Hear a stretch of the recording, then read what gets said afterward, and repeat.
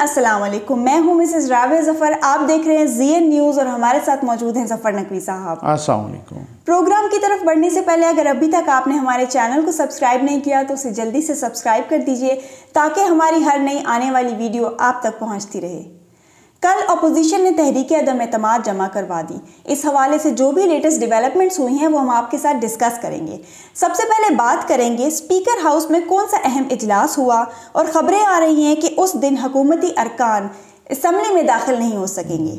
इस बारे में आइन क्या कहता है वो हम ज़फ़र नकवी साहब से पूछेंगे। मार्शल्लाह वाला इक़दाम है, ऐसे तो आमरों ने भी नहीं किया, लेकिन मैं आपको बता रहा हूँ कि आप ये देख लीजिएगा, ये हुकूमत के गले पड़ना है और ऐसे गले पड़ना है। अभी इसका हम डिस्कस करते हैं ना, तो नेक्स्ट क्या है। दूसरा हम बात करेंगे एक अहम वफाकी वजीर ने वजीर आज़म पर अदम एतमाद कर दिया, ये क्या चक्कर है और ये कौन से वफाकी वजीर हैं। तीसरा, इत्तेहादी बारी बारी कप्तान को इनकार कर रहे हैं और अपोजिशन को ग्रीन सिग्नल्स दे रहे हैं और ये कल तक, मेरे ख्याल ये कल या परसों तक बहुत कुछ वाज़ेह हो जाएगा। बिल्कुल। और ज़मीन सरकने शुरू हो गई है कप्तान की। फिर एक अहम खबर पर बात करेंगे कि अलीम खान साहब लंदन पहुंच गए और वहां उनकी नवाज शरीफ साहब से मुलाकात का भी इम्कान है। ये बहुत अहम खबर है। इन सब क्वेश्चंस पर आने से पहले मैं आपको एक खान साहब की माजी की वीडियो क्लिप सुनवाती हूँ। अच्छा, ये वीडियो क्लिप मई 2019 का है। अच्छा, मुश्किल है, हुकूमत करना मुश्किल है, अपोजिशन करना मुश्किल है। खान साहब, हुकूमत करना बड़ा आसान है। अच्छा, मतलब हुकूमत करना बड़ा आसान है। ये आपने सुन लिया, रिपोर्टर उनसे पूछ रहे हैं हुकूमत करना मुश्किल है या अपोजिशन। तो मेरा ख्याल है खान साहब से को पूछे कि अब भी आप इसी पर कायम हैं कायम है कि हुकूमत करना आसान है। वाकई अब तो मेरे ख्याल है वो कहते हैं ना, जिस तरह से किन्ने में यहाँ 100 है ठीक है ना, वो पता चल रहा है कि भाई वो इसी हवाले से कि चलें जी आप अपना उस पे आज की अपनी सबसे लेटेस्ट और अहम खबर पर स्पीकर हाउस में कौन सा अहम इजलास हुआ और उसमें क्या हुआ। हाँ बिल्कुल, अंदर की खबर क्या है। मसला ये है कि अब जनाब ये हम सुन रहे हैं, बल्कि असद उमर साहब ने भी कहा है कि उस दिन कोई हुकूमती रुकन नहीं आएगा, तो अपने अरकान पर इनको एतमाद भी नहीं है। और साथ ये भी कह दिया कि जो आया, ये खबरें आ रही हैं ना, जो आया वो डिसक्वालीफाई हो जाएगा। जो आया, ठीक है ना, जो यानी कि पार्लियामेंट की बिल्डिंग की तरफ आया, कोई इस तरह की हिदायत और हिदायतनामा को जारी किया जा रहा है। मैंने तो एक खबर दी थी कि शायद इसी तरह का कोऑर्डिनेंस निकाल रहे हैं, लेकिन इन्होंने कोई हिदायत या स्पीकर की तरफ से होगा या इस तरह से। अच्छा, अब सबसे बड़ी बात मैं आसान तरीन अल्फाज में ज़ीएन न्यूज़ के व्यूअर्स के लिए बताऊँगा, इस ज़मन में आइन क्या कहता है, कॉन्स्टिट्यूशन ऑफ पाकिस्तान वो क्या कहता है। आर्टिकल है 63A यानी कि 63A। वो ये कहता है कि अगर किसी पार्टी का कोई मेंबर, ठीक है, अगर कोई वो वज़ीर आज़म का या वज़ीर आला का इंतखाब हो रहा हो और अपनी पार्टी की अगेंस्ट वोट दे दे, ठीक है, या एतमाद का वोट हो रहा हो या अदम एतमाद का और वो भी अपनी पार्टी की अगेंस्ट वोट दे दे, या उसकी पार्टी कोई बिल पास कर रही हो, कोई यानी कि मनी बिल या दूसरा बिल, बजट या दूसरा, और वो भी अपनी पार्टी के अगेंस्ट, यानी पार्टी ने कहना है कि वोट नहीं देना और उसने दे दिया, और पार्टी ने कहना है कि वोट दे दें और उसने नहीं दिया, ठीक है, तो वो भी जो है ना, मतलब है उसको क्या तस्वर किया जाएगा, मुनहरिफ यानी कि डिसक्वालीफाई हो जाएगा, उस पर फ्लोर क्रॉसिंग लग जाएगी। और फिर उसके बाद क्या होगा, उसके बाद ये होगा कि जो पार्टी का सदर होगा या पार्टी का जो हेड होगा, उसको सदर कहें, चेयरमैन कहें, जो भी कहें, वो स्पीकर को लिखेगा। स्पीकर 2 दिन के अंदर अंदर वो इलेक्शन कमीशन को भेजेगा, इलेक्शन कमीशन फिर फैसला करेगा और उस मेंबर को डिसक्वालीफाई कर देगा। ये आइन कह रहा है। आइन कह रहा है कि अगर उसने वोट किया तो ठीक है, यानी कि वो जुर्म तो तब होगा ना कि जब अपनी पार्टी के अगेंस्ट वो वोट करता है, अब एतमाद में या अदम एतमाद में, ठीक है, पार्टी के अगेंस्ट अगर वोट करता है। ये जो नई इन्होंने लिच निकाली है कि जो पार्लियामेंट के अंदर भी आया, यानी उस दिन जो पार्लियामेंट के अहाते में दाखिल हो गया या प्रेमिसेस में, ये तो आइन के बिल्कुल मुनाफी चीज़ है। ये तो बिल्कुल आइन से टकराव हो रहा है। हो सकता है अपोजिशन वाले इस चले भी जाएं सुप्रीम कोर्ट में। अच्छा, इसमें बड़ी दिलचस्प डेवलपमेंट्स है, मैं जल्दी बढ़ूँ ताकि आप अपनी अगली स्टोरीज हमारी सारी आज अहम है। हो सकता है ये अदालत में चले जाएंगे। ये कैसा इन्होंने हिदायतनामा जारी कर दिया। दूसरी बात ये है कि कम अज़ कम ये तो साबित हो गया है 100% इनको भी पता चल गया है कि नंबर उनके पूरे हैं और सारे के सारे हमारे PTI वाले उनके साथ मिले हैं, जिस तरीके से भी मिले हैं वो मिले हैं उन्हीं के साथ, और इनको भी लग पता गया है कि जनाब हमारे अरकान इधर उधर हो गए हैं और उन्होंने पूरे इमरान खान साहब को रिपोर्ट दी गई है बाकायदा। जी बिल्कुल, इमरान खान साहब को उसी एजेंसी ने रिपोर्ट दी है जो सिविलियन एजेंसी है उनके नीचे। उन्होंने कहा है कि 28 से 30 बंदे कोई जो है ना गड़बड़ हो गए हैं, ठीक है ना। अच्छा, इसी तरीके से इनको पता चल गया है। दूसरी बात, इनको अपने बंदों पर एतमाद भी नहीं है। अब सूरत हाल बड़ी दिलचस्प है ना, वो मैं आपको बताऊं। अगर वो आ जाते हैं, जो कि वो आएंगे, ठीक है ना, अब ऐसा तो हो नहीं सकता कि आप गार्ड्स को कहें कि इनको पार्लियामेंट से बाहर फेंक दो। भाई पार्लियामेंट के रुकन है ना वो, ना MNAs हैं। आप MNAs पे तशद्दुद कैसे कर सकते हैं कि इनको दीवार से बाहर फेंक दो, या आपने इस तरीके से इनके सामने गेट भी नहीं खोलना, वो तो एहतजाज शुरू हो जाएगा, तो बड़ा मसला हो जाएगा, ठीक है। अच्छा, वो अगर पार्लियामेंट में आ जाते हैं और ये उनका वोट नहीं गिनते, अब ये तो हिदायतनामा जारी कर चुके हैं ना कि इस तरह से है कि वो डिसक्वालीफाई होगा, जो भी पार्लियामेंट में आ गया ना वो डिसक्वालीफाई होगा। अब पार्लियामेंट में मसलन उस दिन इनके 30 बंदे आ जाते हैं, मैं मिसाल दे रहा हूँ, ठीक है, उनके 30 बंदे आ जाते हैं। अच्छा, वोट ये नहीं गिनते, ठीक।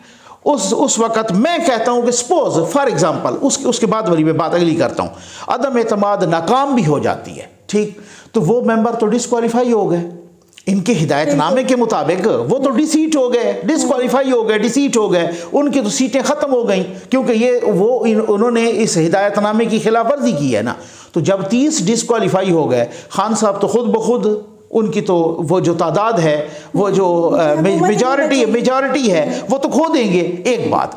दूसरी बात ये है कि अब जो इत्तेहादियों वाली खबर आ रही है कि आप अगली उसमें वो हम उसको डिस्कस भी करेंगे, इत्तेहादियों को तो नहीं रोका जा सकता, उनके लिए तो ये हिदायतनामा जारी भी नहीं हो सकता। ये हिदायतनामा अगर जारी हो भी सकता है तो अपने लोगों के लिए हो सकता है, तो इत्तेहादियों को भी नहीं रोका जा सकता। अगर सारे इत्तेहादी आ गए तो फिर क्या होगा, ठीक। तो मैंने आपको कहा ना, ये आर्टिकल, ये जो हिदायतनामा है, ये इनके अपने गले पड़ेगा। असद उमर साहब भी कह रहे हैं कि जनाब वो कोई नहीं, इस तरह से तो मुशर्रफ ने भी नहीं किया था, जनरल मुशर्रफ साहब ने भी नहीं किया था, इस तरह से तो आमरों ने भी नहीं किया था कि भाई आप MNAs को, भाई एक बंदा है जो अभी तक जुर्म करता ही नहीं है, भाई आईन के मुताबिक ये जुर्म है कि जब वो किसी दूसरी पार्टी को वोट देगा तो वो डिसक्वालीफाई होगा, पहले देगा तो तब होगा ना।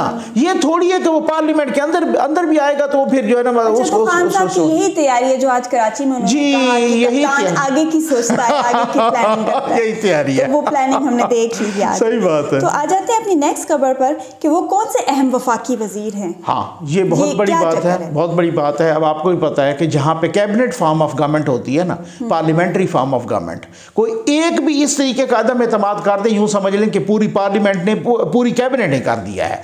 ये जनाब वजीर हैं शौकत तरीन साहब, अहम तरीन, जी अहम तरीन वजीर हैं, और ये शौकत तरीन साहब हैं। अहम तरीन तो इस वजह से कि वजीर ख़जाना है, ठीक है ना, वजीर ख़जाना पे तो सब कुछ चलता है। अच्छा, मैं अब उन मालशिया पालशिया और FA फेल यूट्यूबर से पूछता हूँ कि आप जो इतनी कंपेन चला रहे हो कि ये यूरोपीय यूनियन जो है ना खान साहब को निकाल रही है और अमेरिका निकाल रहा है, शौकत तरीन साहब ने आज कह दिया है, उन्होंने कह दिया है जनाब के इमरान खान साहब को, वज़ीर आज़म साहब को इस तरह अवामी जलसे में यूरोपीय यूनियन या इनके खिलाफ बात नहीं करनी चाहिए थी। भाई उनको पता है ना कि लगी हम पे पाबंदियां, अब उस बेचारे ने IMF के साथ डायलॉग करने हैं या बाकी आगे डायलॉग, पहले भी IMF बिगड़ा हुआ है, उन्होंने कहा कि जनाब आपने रिलीफ पैकेज क्यों दिया, आपने ये क्यों किया, ये तो आपने वादा खिलाफी की है, तो इस तरह से की है। तो यूरोपीय यूनियन के खिलाफ जितना कुछ मवाद और जहर उगला जा रहा है, और जो यूट्यूबर्स मालशिया पालशिया को जिम्मे किया है कि आप उगलो, और वो कह रहे हैं कि खान साहब के खिलाफ बगावत हो रही है और खान साहब के खिलाफ इंटरनेशनल साजिश है।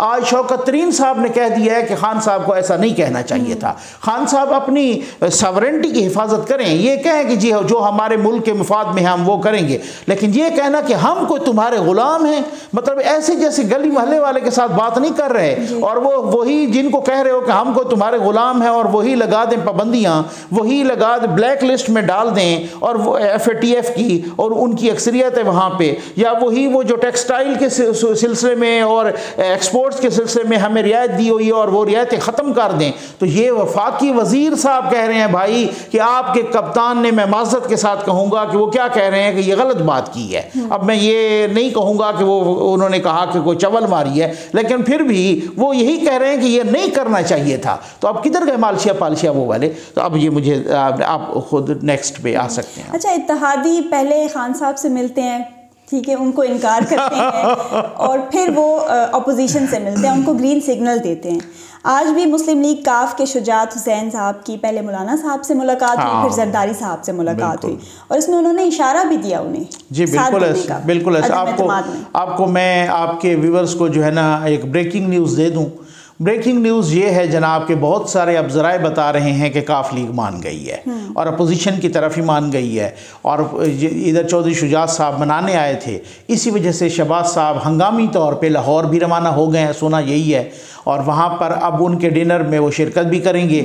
और जनाब अब कहा जा रहा है कि पहले तो कहा गया कि परवेज़ इलाही साहब उसी शर्त पर वज़ीर आला बनना चाहते हैं जिस शर्त पर आप बनाना चाह रहे थे, यानी थोड़े अरसे के लिए, ठीक है ना। लेकिन वो अब जरदारी साहब ने कहा है कि अब हम देखेंगे कि उस शर्त पे या आप हमारे साथ दूसरे प्लान पे आएँ, ठीक है, तो आपको मिनिस्ट्रीज़ या बाकी जो कुछ भी या आगे का कुल्ला है अमल या जो तरीके से मेरे इतलात के मुताबिक वो मान गए हैं और वो उन्होंने अपना वज़न अब अपोजिशन के पलड़े में डाला। एक बड़ी अहम बातें, तारिक बशीर चीमा साहब, वो जो वफाकी वजीर भी हैं और जिनका ताल्लुक काफ लीग से है, बहुत अच्छा बोलते हैं। उन्होंने इमरान खान से मुलाकात में ये कह दिया, उन्होंने कहा जी आप अपने मेंबरान को तो कंट्रोल कर नहीं सकते, आप हम पे जो है ना चढ़े हुए हैं कि जी आप ये ना करें, आपके अपने जब इधर उधर हो गए, ठीक है। अच्छा, उन्होंने बड़ी मज़े की बात की है, उन्होंने तारिक बशीर चीमा साहब ने एक प्रोग्राम में कहा है, गालिबन आदिल शाहजेब साहब का प्रोग्राम था, किनका था, तो उन्होंने कहा कि भाई बात यह है कि हमारे बस 7-8 बंदे हैं जो प्रॉब्लम कर रहे हैं, बाकी 30 तो चस्का ले रहे हैं। तो इसका मतलब ये है कि खान साहब को भी पता चल गई है कि 7-8 बंदे तो गए ना और उनको चाहिए इतने तकरीबन, और इससे ये तो वो कह रहे हैं ना, वो मान रहे हैं। अब वो तो काफ लीग तो गई, ये तो पक्का समझे। आज आप MKM का देखें, खान साहब उनके पास चल के गए, वो जरदारी साहब के पास आ रहे हैं। अच्छा, मैं आपको बताऊं ना, आपके व्यूअर्स को भी ZN न्यूज़ के, MKM क्यों चाह रही है, MKM को ज़्यादा पीपल्स पार्टी दे सकती है भाई। वहाँ पर सूबाई हुकूमत है और वो सूबाई हुकूमत में पहले भी उनके इत्तेहादी रह चुके हैं, वहाँ उनको मिनिस्ट्रियाँ मिल सकती हैं, बड़ा कबूल मिल सकता है, साथ फेडरल में भी मिल सकता है, ठीक है ना। तो बहुत सारी चीज़ें मिल सकती हैं। इसी तरह से इससे ज़्यादा ये मैं कहता हूँ अल्लाह किसी पर वक्त ना आए इस तरह का। इससे ज़्यादा क्या होता है, खान साहब तो कहते हैं मैं किसी के हाथों ब्लैकमेल नहीं हूँगा, मैं झुकता नहीं हूँ, मैं बिकता नहीं हूँ। भाई कभी एक तरफ भाग रहे हैं, कभी दूसरी तरफ भाग, कभी वही वाली बात है, कभी इनके उनके दर, कभी दर बदर, कभी हाँ वो पीर पगाड़ा साहब ने मुलाकात से इनकार कर दिया है, बाप वालों ने यानी कि बलूचिस्तान अवामी पार्टी उन्होंने भी इनकार कर दिया है। तो ये जो इत्तेहादी है ना, ये बहुत अब 1-2 दिन में क्लियर हो जाएगा। अब इत्तेहादियों को तो अब पार्लियामेंट में आने से नहीं रोक सकेंगे ना, तो मामला बहुत दिलचस्प मराहल में। आमिर खान ने तो कहा कि हमारी इमरान खान साहब से तहरीक अदम एतमाद के हवाले से कोई बात ही नहीं हुई, ना उन्होंने यकीन दहानी मांगी और ना हमने करवाई। अब आप अंदाजा कीजिए इससे क्या लग रहा है, इससे क्या करने गए थे। मतलब खान साहब ने जब उनसे अदम एतमाद के बारे में बात ही नहीं की, या अगर उन्होंने की तो वो बाहर आके वो उन्होंने अलग से बात कर दी। इसका मतलब ये है कि कोई श्योरिटी नहीं हुई, कोई न श्योरिटी। अच्छा, उन्होंने साथ ये भी कहा कि खान साहब को हमने चाय की दावत दी थी और बस आए हैं और हमने चाय पिला दी है, तो बात तो ख़त्म हो गई आई थिंक। और दूसरे दिन वो खुद चल के इस्लामाबाद आ रहे हैं आसिफ अली जरदारी साहब से मुलाकात करने के लिए। अभी जो खबरें आई हैं काफ लीग की उनके वो जो आए हुए थे चौधरी शुजात साहब और बाकी लोग भी उनके साथ, सालिक साहब भी थे और तारिक बशीर चीमा साहब भी, तो अभी खबरें आई हैं कि आसिफ अली जरदारी साहब ने उनको बड़ा मुतमईन करके भेजा है कि ये नहीं बस ठीक है, आपने सॉरी कर दिया तो हमें कबूल है। और शहबाज साहब को भी बुला के उनको भी बता दिया और साथ मौलाना साहब को भी एतमाद में लिया और सबको। तो कह रहे हैं कि जी ठीक है, मैं किसी को इस तरीके से ना मेहमान घर आए हुए को खाली हाथ नहीं लौटाता, तो इंशाल्लाह आपके साथ वो चलेंगे। और ये खान साहब को पता चल चुका है, ये बहुत सारी इस तरीके से। अच्छा, आपने शाहजेब खानज़ादा साहब के प्रोग्राम का जिक्र किया, तो आज उन्हीं के प्रोग्राम में खुर्शीद शाह साहब जिक्र कर रहे थे कि ये कल ले आए तहरीक अदम एतमाद। स्पीकर इनका अपना है, उनसे मेरा ख्याल है कल इजलास बुला लें। उनसे मेरा ख्याल है शाहजेब साहब ने क्वेश्चन किया कि आप तैयार हैं अगर ये कल ही अगर बुला ले, तो उन्होंने कहा जी बिल्कुल हम तैयार हैं। पहले फवाद चौधरी साहब ने कहा कि हमारी कोशिश है कि इजलास हम जल्दी बुला लें। हाँ बिल्कुल ऐसी प्रेस कॉन्फ्रेंस में तो इजलास तो जल्दी बुला रहे हैं, लेकिन अपने हुकूमती उनको अरकान पे कोई एतमाद नहीं है। मतलब उन्होंने सबको कह दिया कि कोई भी नहीं आएगी, इसका मतलब है किसी पे भी एतमाद नहीं है। होता ना कि ये नहीं आएंगे, पहले जनाब इनको हम बाहर सैर सपाटे पे भेज रहे हैं तो जो नहीं जाएंगे वो पकड़े जाएंगे। इसका मतलब ये है कि मैं कहता हूँ कि वो लोग तो अपना, मैं इस तरह के अल्फाज नहीं इस्तेमाल करता लेकिन माजरत के साथ मुँह काला कर लेना, जो कहते थे कि अदम एतमाद आएगी नहीं और जो कहते थे इनके पास तो मेंबर ही नहीं है। भाई अगर इनके पास मेंबर नहीं है तो आने देना आप सारी असम्बली को ना। ये कौन सा मार्शल है, और ये मार्शल लगने भी नहीं देगी अपोजिशन, वो इसको चैलेंज कर देगी फौरी तौर पे अदालत में, और वो कह देगी कि जी फौरी तौर, ऐसे केसेस जो है ना घंटों में सुने जाते हैं इमरजेंसी बेसिस पे, और वो चैलेंज कर देंगे ये कौन सी तरीका कार है। वही मेंबरान जाके जो, अच्छा मैं आपको बताऊं, अगर 30 मेंबरान जाके सुप्रीम कोर्ट चले जाएं या हाई कोर्ट चले जाएं और कहेंगे जी देखिए हमें तो असम्बली में दाखिल नहीं होने देते, ये आइन है, ये आइन की शिक है और ये सारी कुछ है, इन्होंने किस बुनियाद पे कह दिया कि ये तो पार्लियामेंट आए नहीं। अगर हमारे साथ गार्ड बदतमीजी करता है या उस तरीके से तो हम तो पार्लियामेंट में जाएंगे, हम वोट भी देंगे, और अगर वो कहते हैं कि जी स्पीकर के सामने आके हम रिजाइन अपना करते हैं तो फौरी तौर पे एक्सेप्ट करना पड़ेगा। बात तो ये है ना, वो सीटें खाली हो जाएंगी, मतलब बहुत सारी चीजें हो सकती हैं ना इसमें। अच्छा, अब आ जाते हैं अपनी नेक्स्ट खतरनाक खबर पर। अच्छा। ज़राए बता रहे हैं कि हुकूमत कुछ अहम डॉक्यूमेंट्स इधर उधर कर रही है। इसका हम आपको एक ट्वीट सुनाते हैं साबिर शाकिर साहब का। अहम डॉक्यूमेंट के चोरी होने का खदशा, ब्रीफ केस में बंद करके महफूज मकाम पर मुंतकिल कर दिया गया। एक ऑफिशियल ने यह राज एक इंतहाई सीनियर सहाफ़ी को बताया और दिखाया, ताहम तस्वीर न बनाने की दरख्वास्त की गई। ब्रीफ केस को 3 सिक्योरिटी गार्ड्स गाड़ी तक छोड़ने गए। वाज़े रहे कि सहाफ़ी मैं नहीं हूँ, नाकाबिले तब्दील। अच्छा, अब बात देखें, साबिर शाकिर साहब के पास खबरें होती हैं अंदर की, ठीक है ना, वो चूँकि हुकूमत के भी करीब, ठीक है ना, कंट्रोल टावर के भी करीब, तो बहरहाल अब ये बड़ी ख़तरनाक, और इससे पहले भी हमने भी इस पे बात की थी एक वीडियो में, और ये कहा था कि जनाब बात ये है, आप देखें बहुत सारे डॉक्यूमेंट्स इधर उधर करने का। अब ये तो बड़ी टोके मारते थे ना और बड़ा तंज करते थे कि जी वो आग लगवा देते हैं और ये कैसे, तो इस अब ये तो इसका मतलब इस ट्वीट से तो लग रहा है कि उन्होंने कहीं महफूज जगह पर पहुंचाया है ताकि चोरी ना हो जाए। इसका मतलब बहुत सारे ऐसे खदशात हैं ना, और वो चोरी भी होने के भी खदशात हैं, कहीं जलाने के भी खदशात हैं, कहीं बहुत सारे, क्योंकि बहुत कुछ मैंने आपसे कहा ना कि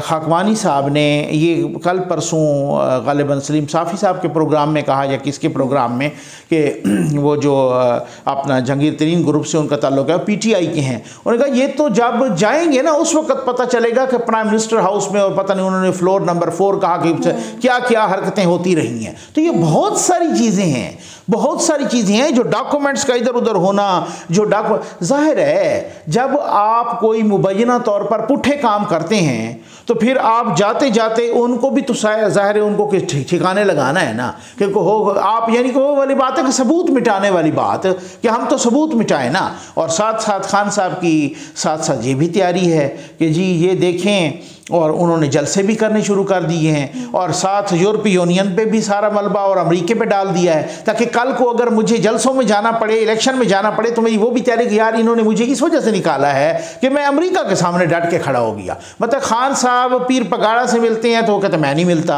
बाप वालों से कहते हैं जी मुझसे मिल लो, कहते हम नहीं मिलते, आप काफ लीग वाले एक दफ़ा नहीं मिलते, दूसरा मिलते हैं, फिर वो हाथ नहीं आते, वो कहते हैं जी हम तो आपको वोट नहीं देंगे। इस तरह से MKM के पास खुद चल के जाते हैं और वहाँ भी बात नहीं बनती।